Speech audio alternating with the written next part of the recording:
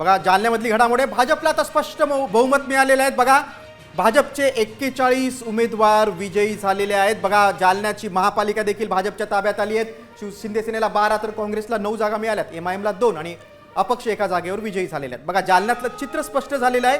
ही महापालिका भाजपच्या ताब्यात गेलेली आहे। माजी केंद्रीय मंत्री रावसाहेब दानवे यांचा या जालन्यामध्ये प्रभाव आहे आणि आपण बघतोय की शिंदे सेनेला 12 जागा मिळाल्यात, काँग्रेसला 9 जागा मिळाल्यात।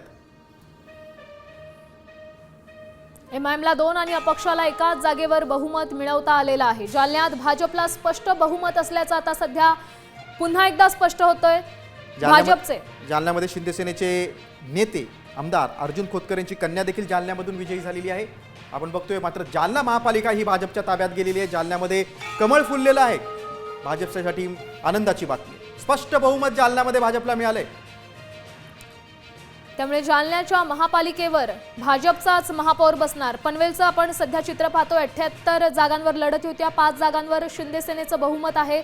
1 जागेवर राष्ट्रवादी अजित पवार गट पुढे आहे, तर 6 जागांवर मशाल म्हणजेच उद्धव बाळासाहेब ठाकरे पक्षाला बहुमत मिळालेलं आहे। तर मनसेने अद्याप खातं उघडलेलं नाही।